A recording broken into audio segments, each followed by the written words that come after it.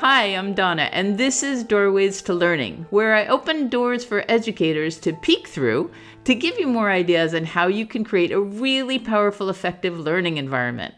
One of the most frequent questions I get in my workshops are always around ideas for the teachers to help their students with special educational needs. And really, which student does not have a special need? But specifically students with ADD or ADHD, autism, Down syndromes, and how they can fit these students into the classes and their lessons more fluidly. A few episodes ago, I spoke with my sister, whose son has dyslexia, and she explained how one of her methods in addressing his challenges was something she actually didn't do, and that she didn't take him out of a bilingual immersion program because she was told that the stimulation of two languages could actually positively stimulate his neural connections. That episode is with Pamela Fields and her thoughtful comments on possibilities we can take with our children and students with special needs. She gives it direct and very informatively. In another episode, I spoke with a mother whose daughter also has dyslexia, and she gave some concrete ways other mothers and other teachers can approach the challenges of this neurodivergency. Her biggest message was that parents need to be their child's best advocates, and as soon as they know there's a problem, they need to insist on a program that will serve their child.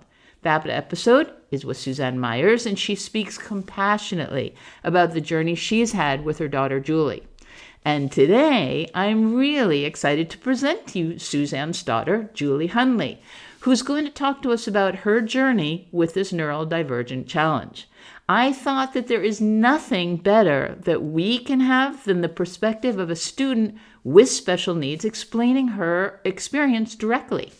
Julie is the perfect representative of her neural challenge, as she's incredibly open, very generous, and well-spoken about living with dyslexia. I'm going to look forward to your reactions and hearing about what we can do to create a more effective learning environment for students with dyslexia. And if you'd like to contact Julie directly for more information, please don't hesitate to send me a message. And just as a side note, the audio on my side during the conversation is not optimum, and I ask you to forgive me for it. However, the conversation with Julie is just too good to discard. Her audio is perfect and clear, just like her thinking, and so let's just focus on the positive and dive in.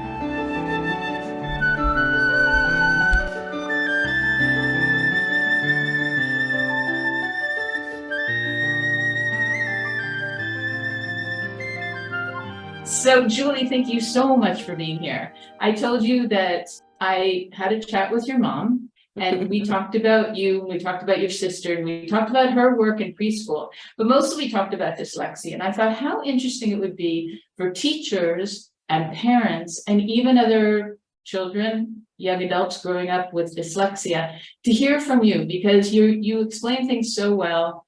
And you have been incredibly successful. And I don't even want to say despite having dyslexia, because you have this incredibly positive attitude about it. So let's start there. Can you tell us, Julie, what you're doing now, how you view yourself with dyslexia, and how you think of yourself as sort of having a superpower? Yeah, of course. Well, first of all, thank you so much for having me. I'm very excited to be here. But right now I'm working as an implementation manager for a biotech technology company in the States. And so basically what we do is we help pharmaceutical companies all the way down to really small startup biotechnology companies help organize all of their information and data. Because when you're in the science space, you have a lot of different samples, a lot of different numbers that are generated from all of those samples. And so what my company does is help you organize all of that information so you have it in one centralized location. So what I do for them is once they have acquired the software, I'll come in and I'll learn everything about their company and figure out what they do from when a sample comes into their space all the way until they discard it in the lab. And I build the software based on what they tell me. So it's a lot of investigation skills, a lot of tinkering with the software to try to get it to accommodate what they're actually doing. And I think that it's the perfect niche job for someone with dyslexia because it's very thinking outside of the box, which is what I call my superpower with dyslexia. So when I think about myself with dyslexia, I think for me, it comes across a lot in my written communication skills. And so for this job in particular, it's a lot of verbal communication, but also thinking about things more in pictures and diagrams. And that is where I thrive. And so right now, that's kind of what I'm doing and how I think that dyslexia has helped me as my superpower in the job. So one thing we need to highlight is that, have you ever heard of the term spiky profile? I don't think so. Okay, because I've done a little bit of research about dyslexia. I mean, you know so much more, and your mother knows so much more, and parents of children of dyslexia, the more they know, the more they can help their child and help the teachers. And there's something called the dyslexic spiky profile. And basically what you're saying is that there's some things that people with dyslexia can do really well, and then some things that they don't excel at that are very challenging for them. And just what you're saying, you might be able to express yourself really well verbally, but you may have a very poor working memory. I'm not sure if that's true for you. This is just general. Some people might find that someone with dyslexia can comprehend something very easily, but not really be able to read fluently. Yep, because exactly. the reading is. Okay, so there are these little things. Could you explain to us before we go back, because I'd really like to go back into your schooling and you share your experiences with us. What I'd like to do is people understand a little bit about the emotions behind a child with dyslexia. But first, can you explain what dyslexia is? So I'll explain it in what I understand it is and how it's kind of impacted me, which is not a scientific description of what it actually is. But for me, I think it's really just differences in learning, and how I learn is very different from other people, and how I communicate and think is differently. So when I think about dyslexia, I think about it as someone who may have trouble getting their words across in an email or an essay, who is having trouble spelling something and is switching their they or their theirs. And that's how I think of it. I'm not sure if that's super scientific though. It's not as scientific as all the science that you do daily, but it's all right. Well, perhaps it's not necessary for you to think about it in such specific scientific terms. So that's fine with me. What I understand is that it's really just a divergence in the brain, and it doesn't have to do with poor reading skills, and it doesn't have to do with visual impairment. It has to do with how the brain processes information. And so literally your brain processes it differently. And I know that this term neurodivergent is really the thing to say these days. I don't know if that's something that you say. It's not something that I say. It's interesting because I don't feel like I really talk about dyslexia that much in my day-to-day, although I do think about it a lot in terms of how it helps me. In my job, basically what we try to do is we map out the workflow of a scientific organization. So we take little boxes and put this happens first, this happens second, and make this whole web of how we think about what a company is doing. And when I think about dyslexia and neurodivergence, that is kind of how I think and how my brain works, is to get everything down on paper with this like interwoven web of things moving around. It's not a linear essay or something that I think is more standardly focused on in a public school kind of situation. And so when I think of neurodivergence, I'm thinking of different ways to do things. And that's, I think, for me, what dyslexia is just different ways to do things. Yeah, I like that reframing, because the term is neurotypical versus neurodivergent, and I just find it a little bit objective. I mean, I'm supposedly neurotypical. I don't feel very typical. Everyone's special. I think everyone should be treated that way too. I agree with you. So there, like I was saying before, there are some things that might be normal for you and different for someone else with dyslexia. But the important part to remember for other people is that there is decoding going on. And if we don't help people with dyslexia learn to decode, then they're going to be challenged for most of their lives.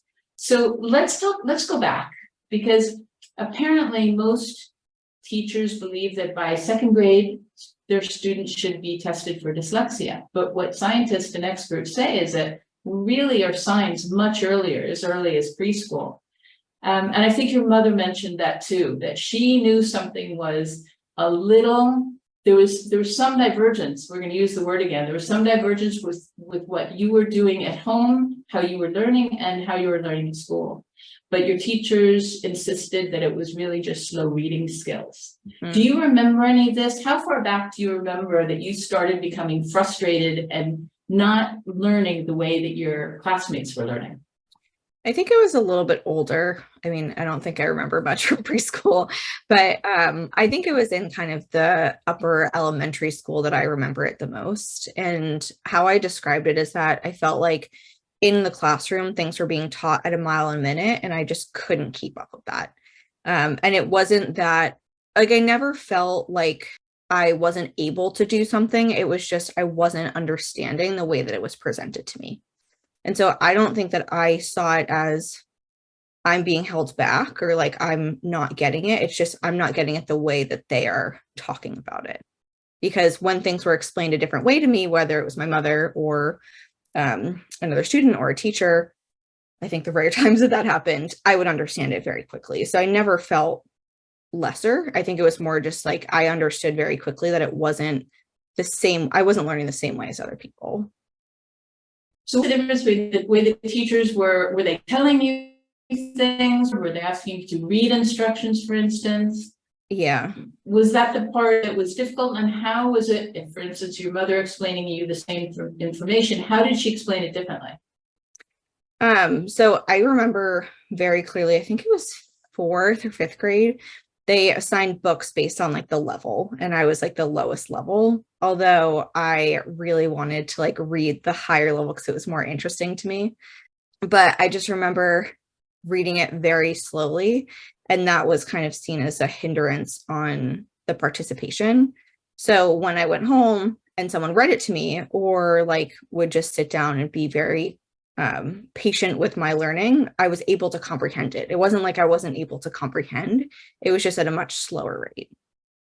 So it's possible that in school, you felt a lot of pressure about feeding back the information your teachers were expecting at a certain speed, for instance, in this case. Mm-hmm. And if it wasn't given at that speed, then your teachers felt that you were at a lower level. Exactly. Knowing that that expectation, even on a subconscious level, made you blocked even more. Mm-hmm. Is that true? Yeah. Okay. So the other thing is, in school, a lot of times is they ask you to read a short paragraph and then that you need to respond right away. And we were talking just before about the fact that often in dyslexia, organizing your thoughts is very difficult. You need more time, you need images, just like what you're saying in your work now, you need to write it out in a diagram. So is that another thing that was a hindrance when you were in public school? I think for me, the hindrance was more the embarrassment of reading out loud and not knowing words. And I think that probably for me is what distracted me more so than like actually being able to organize my thoughts, because I was so embarrassed. I was so nervous about the actual reading passage that I wasn't able to comprehend because I was so nervous to actually speak out loud. And still to this day, I hate reading things out loud and will avoid it at all costs. So I don't know for me if it's actually the organization of my thoughts versus just being very in a high pressure situation to feel like I have to sound normal or not be slow or not fumble on words in a paragraph. Okay, so if we jump back to the present, if you're in a presentation and your supervisors, for instance, you were one of the supervisors, but if someone asks you to read something out loud, what do you say? How do you reframe the situation so that you're not put in a position where you don't look as intelligent as you actually are? I usually paraphrase things. I really don't do a lot of reading. And if we do have a presentation that's more scripted, I practice a lot for those situations. And it's something that I know how to do now that I don't think I understood when I was in school how to do. All right. So I made a point before saying that you were in public school, because at first, I mean, your parents have told me that they really believe in public school, and your younger sister actually did attend public school until university. You were in public school and it didn't work out for you, and your mother really tried to work with the teachers. She was not in a position where she felt confident enough to disagree with them strongly enough to get the help you needed. And so eventually they took you out of public school. Is that right? Mm-hmm. Yep. Can you remember any more of your experience in public schools? Did you want to stay there? It was a interesting time because I was pulled out right after fifth grade. And so my transition into the private schools was moving into middle school. And when you're that young, I think the first thing that I thought was, oh my God, I'm not gonna be with my friends. And that was like really what I felt was the biggest overwhelming emotion. But I think I knew deep down that public schools were not the place for me. And I think the reason why is because the public schools that we had gone to were so high pressure, were such a fast-paced learning environment. And I knew that I wasn't thriving in that situation. And I think one thing my mother did very well was make sure that I believed in myself and knew that it wasn't my fault for not keeping up, and made me feel very confident in myself, which I think a lot of people who are not diagnosed or do not have as attentive mothers might struggle with. And how it was explained to me was that I would get the support that I needed. So I think I ultimately knew that it was the right decision to pull me out of the public school system. And you reminded me of what I wanted to say before. You and I both grew up in the Upper East Coast, and the Upper East Coast is really different than other parts of the country and other parts of the world, and that things are fast. People expect you to think fast, talk fast, to get information fast, and if you don't, then you're left behind because other people are getting it fast. Yep. And for someone with your challenges, it just wasn't processing in your brain the same way as everyone else. But when you slowed down and your parents were calm enough to let you slow down, then you could speed up again when you felt like it. Is that right? Exactly. Exactly. So can you tell us the difference now? Because I want to go back and I want you to tell me later what you would have loved for your teachers in the public school to have done without judgment. Most teachers are just not trained for this, for neurodivergence, can you say, and a lot of other learning disabilities.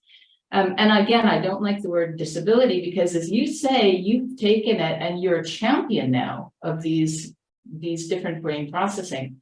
What was the big difference between learning in public school and then in the private school that your parents put you into? In the private schools, they were a lot more willing to work with you and help you do the best that you can, instead of just saying, like, this is the only assignment, this is how we're going to do things. But also the school that I went to had a particular program to help give that extra help that the students needed and help advocate for the students in the classes. And I think one of the things that I learned the most in my private school experience was how to advocate for myself in situations where I didn't feel as comfortable learning. So that was a big thing for me in the private schools. And becoming an advocate is a huge thing because your mother did talk about that a lot. First of all, she felt that she had to be your strongest advocate. And I think that she achieved that. Yes, absolutely.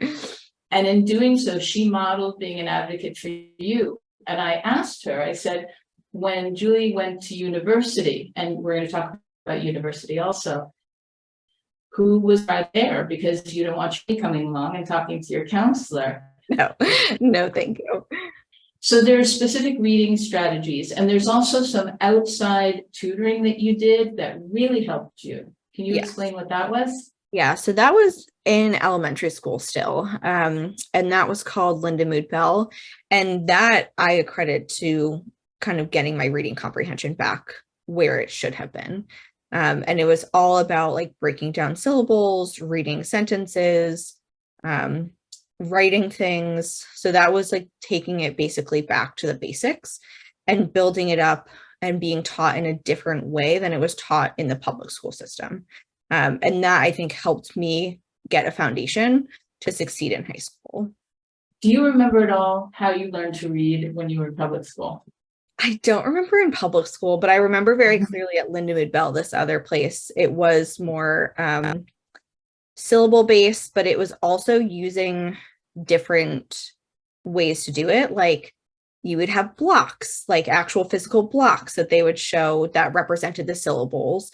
And so you would have a 3-syllable word that would be represented by 3 blocks. And so you could manipulate the blocks and move the blocks around as you were sounding out words. And I think that having those like physical indicators really clicked with someone who has dyslexia's brain to help learn, whereas it's not just like looking at a word on a page and sounding it out. So I think that was the difference.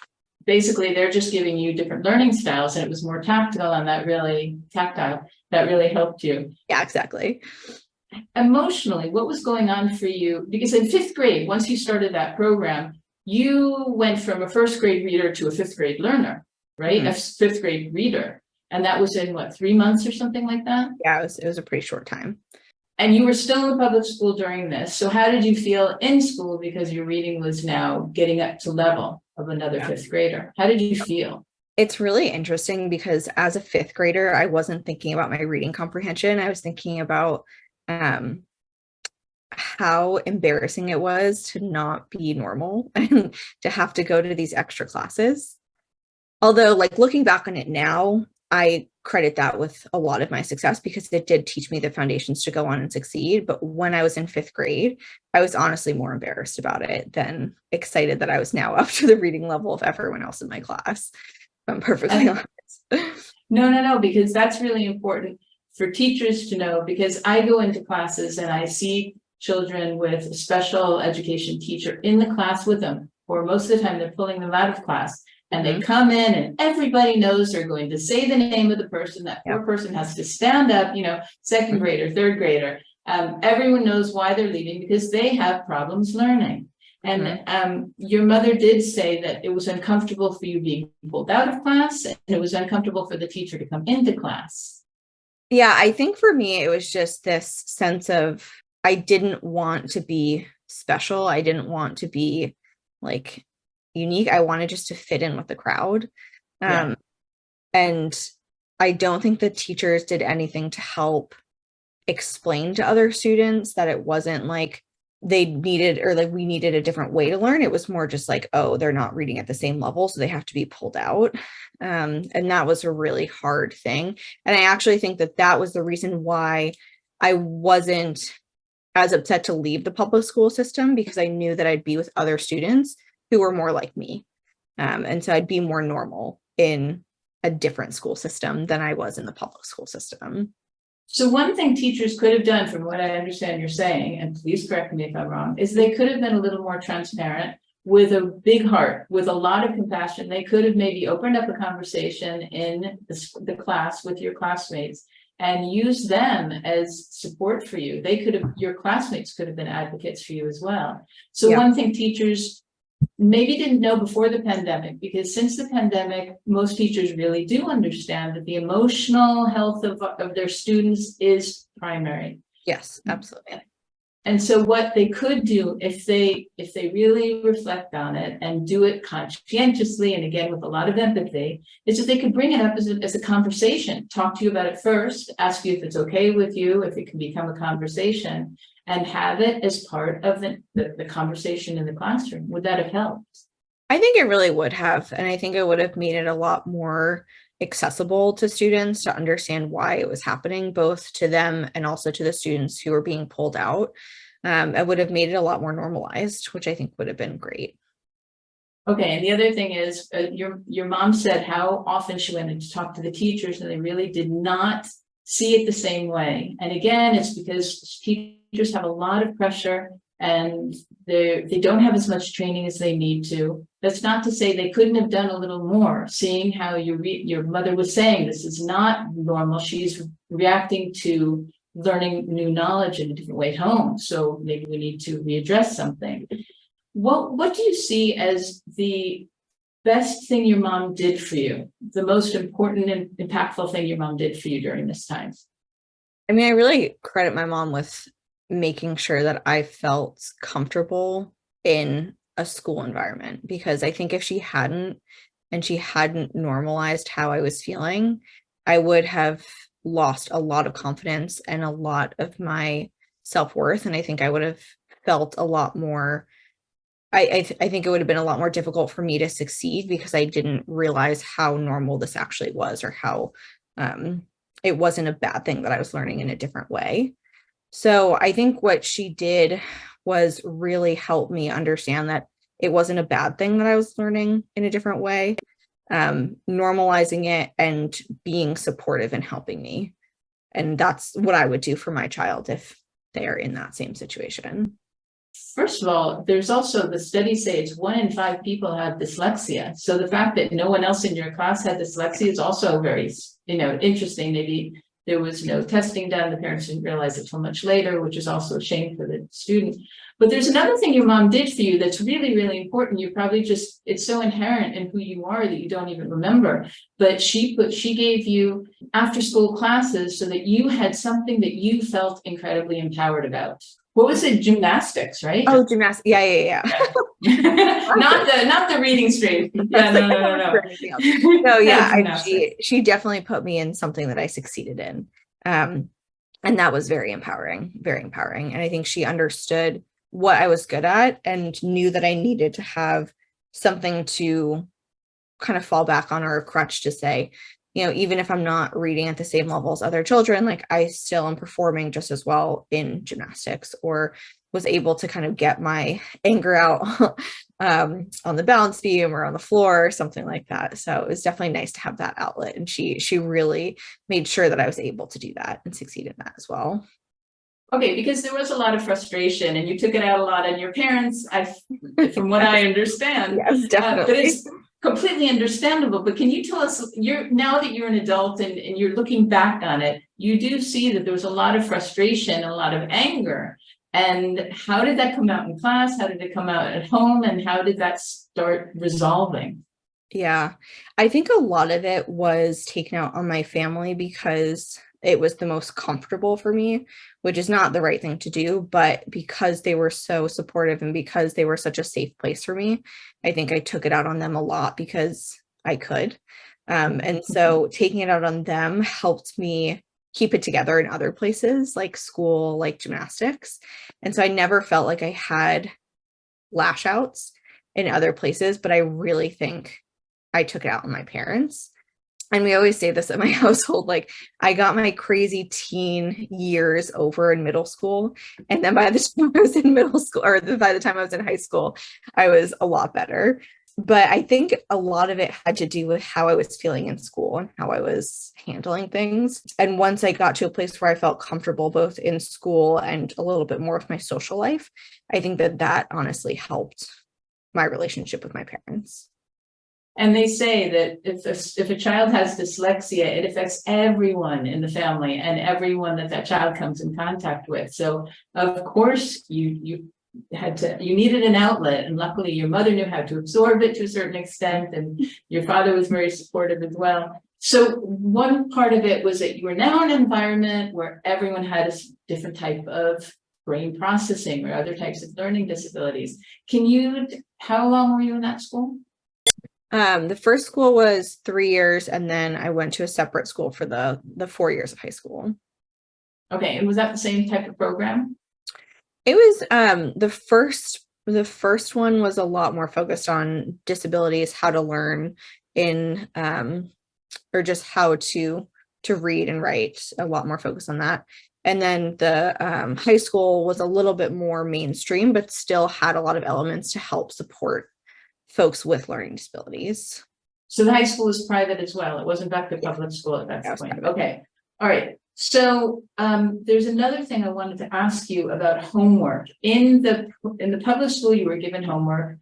Probably wasn't the type of homework that you needed, because a lot of what the experts say is that if you're going to give homework to someone with dyslexia, focus on content instead of just rote exercises, which is good advice for everybody, frankly. But did you find that was true and when you were in public school? And did you find that the homework was a little different once you went to private school? Yeah, I honestly am trying to think about the homework in the public school. I'm not sure if I remember exactly what it looked like, but I definitely remember in the private school it being a lot more context, a lot more like extrapolating from things that I was learning, not just let's just do an exercise, rewrite it 5 times. And that definitely helped with the comprehension of the material. Okay, so another thing that we could suggest for teachers, if they don't get specific training for dyslexia, it's just good advice for all students that if we can put everything into context, it helps everyone, first of all, become more involved, engaged, and it helps your brain process things in its own way. so Yes. that the answer is unique and it's appropriate. It doesn't have to be one answer. So in the public school, and excuse me, in the private school that you were in, you were able to bring out a lot of your personality and validate your thinking, right? Yep, exactly. Okay, so then let's talk about university. Because we don't have too much time. You are giving us borrowed time, Julie, borrowed time, and I really appreciate it. I'm happy to. I'm happy to. In university, as we mentioned before, your mom had to step back, that she was really comfortable with the fact that you had become your own advocate. When is it that you felt that you could become your own best supporter? Yeah, I mean, I think for college, I understood at that point that there were subjects that I loved more. And for the subjects that I loved more, I excelled at, right? Like I knew what I was good at, and that really helped me become a better advocate. And I knew that what I needed was different from other students. And I learned that both through my mom's modeling, but also through in high school, having that kind of one-on-one support was really helpful. So for me, the biggest thing that I took away in college was having that one-on-one communication with the professors and just really taking advantage of all the information and all the knowledge that they had, but also picking classes that I enjoyed, that I knew that I would excel in. And I think that that was really helpful instead of just trying to go down this one specific track for some reason. I really picked classes that I enjoyed and I liked, and that helped me be a better advocate for myself and my learning. Mm-hmm. So in the beginning, you did have some requirements. And how did you deal with those? The one that I can think of the most, actually, I had there were two. I had one that was writing focused, which was my hardest. And then I had an English class. And the volume of reading for the English class was so overwhelming for me. And the way I got around it and the way that I handled it was I listened to everything on audiobook. And that for me was so eye-opening. I still listen to audiobooks to this day. Because I could understand the story, I could comprehend it, but I didn't have to sit down and read it. And it was so eye-opening to me that that was, I think, really the first time where I understood I might learn differently from other people, but it doesn't mean that I can't comprehend the information differently, or I can think about it differently. So that was for English. And then for writing, I really utilized the student reading section, or the student, what do they call it? I forget what they called it, but basically you could go in and some people who were English majors, they'd help you edit your paper and help you get it to a point that it was in a better state. And I really took advantage of that because my issue was really more grammar and sentence structure, not content. And so that was really helpful to have a secondary set of eyes on a paper. So those were the things that I took advantage of. So basically you knew what the concept was you wanted to express, and you already had conclusions, but you needed someone to help you structure it, which is one of the challenges in your case. And you picked a college specifically that had these types of peer tutoring by older students or people who were better, who were more developed in that sense.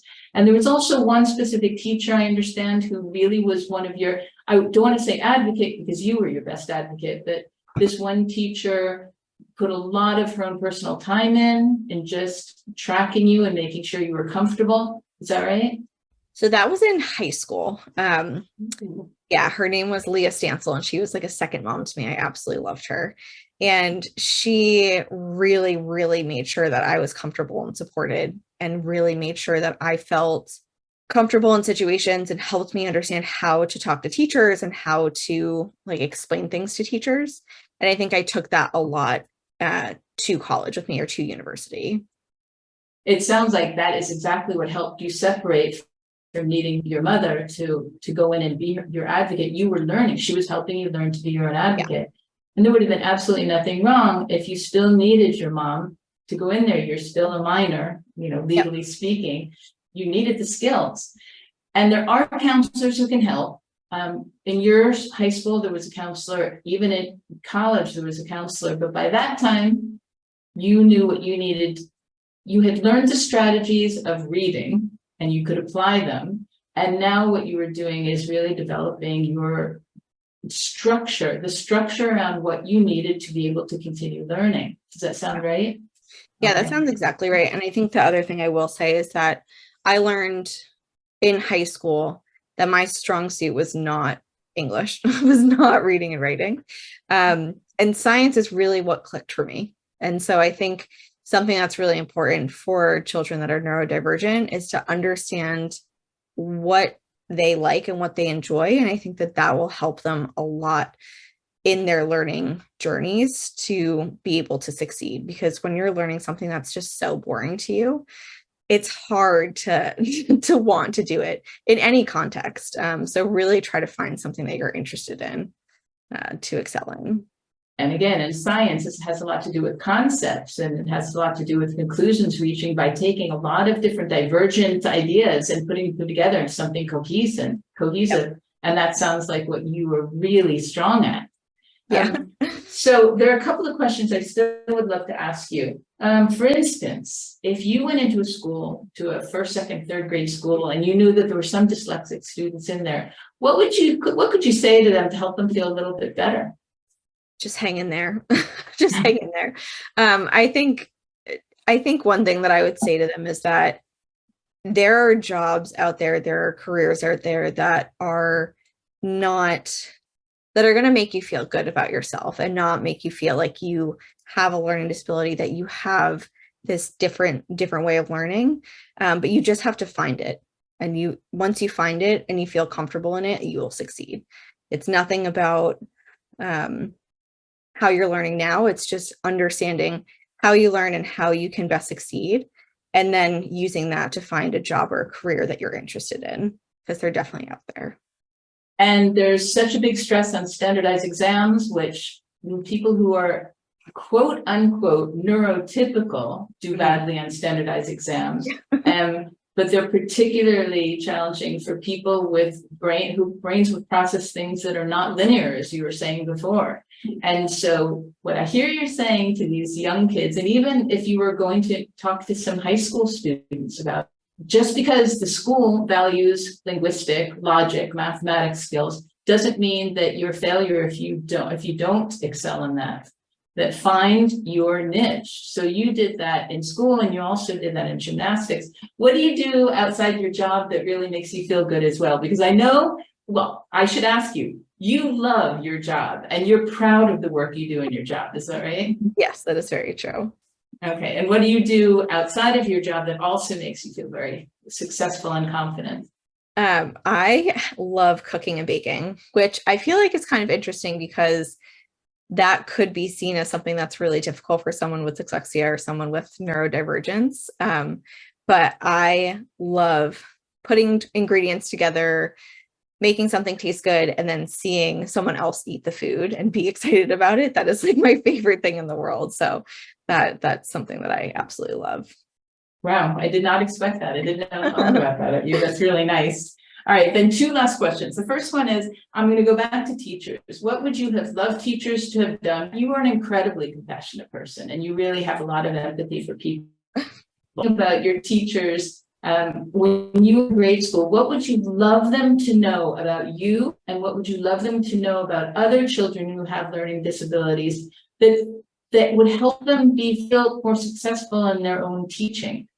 Yeah, I think the biggest thing is just being open-minded to folks who have different ways of learning, and being very clear that having different ways of learning does not mean that a student is at a lower skill rate. It's just they might be thinking about things differently, and that doesn't make them lesser in any way. And even if you're not able to give them the time that they need to build back up their skills, being compassionate and understanding that it's not because they're lesser, it just might be because they're not understanding from the way that's being taught in a neurotypical situation. I think that's the biggest thing I would tell people or tell teachers. Very nice, Julie. Very nice. Very nice.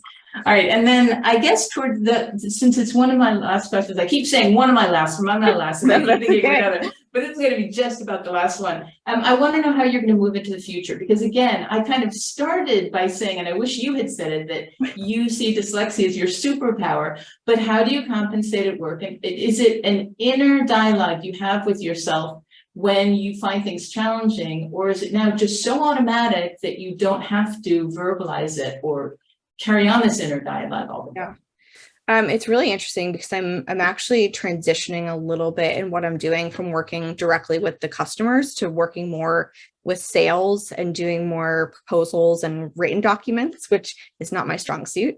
And when I took this job, I had a long conversation with my husband, and I was like, this is not what I'm good at. This is really scary, but I really think it's something that now, knowing who I am, knowing how to advocate for myself, I want to take on and I want to accomplish, and I want to look back and I want to say, hey, I'm able to actually do this now, which is not something I think I would have been able to do 5 years ago.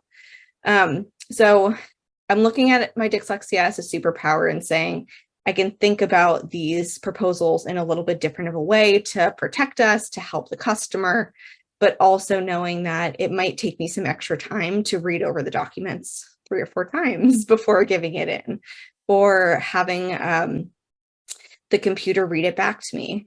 Just kind of taking all of the skills that I learned throughout high school and college, and making sure that I'm putting it into what I'm doing now, but not letting it hinder me and not saying, oh, I'm not going to be able to do this because of my dyslexia. So really making sure that I'm not letting it overwhelm me and looking at it like I'm going to overcome this. Okay, and people at work are aware that you have dyslexia, or they're not aware of it? I actually only think one person at work is aware of it. Okay, I asked you that just because I feel like if you're more transparent about it, then it wouldn't be such a big hurdle to jump over. You could just explain to them that some of your challenges are organizational thinking, and that you know where you want to go. It's just you're not clear. One of your challenges is that you're going to become more cohesive in the way you write things down. What are you going to do as your manager? What are you going to do? Yep. So the person who knows is my manager, and she's super accommodating and has been very willing to work with me to help overcome this and not look at it like a challenge, but being very empathetic about understanding the best way to utilize my skills, because she knows that I am strong and smart, and that's really helpful to have an advocate like that at your own job. So definitely look out for those people and latch onto them and find them and utilize them.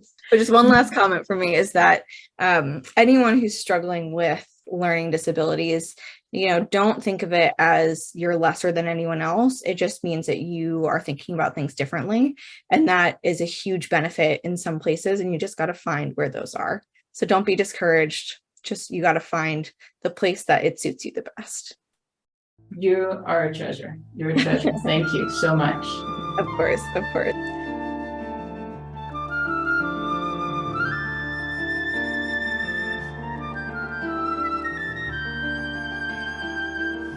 That was our incredible conversation about living with dyslexia and how we can reframe whatever challenges we have as a superpower that helps us live with it differently, just like Julie Hundley has explained to us.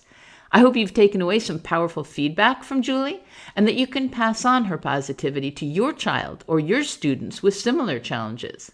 You can find more informative and inspiring conversations like this one at Doorways to Learning with Donna, and activities to help your students with special needs at scaffoldingmagic.com. In the meantime, please have fun in your classes and at home, and I'll see you next week for more.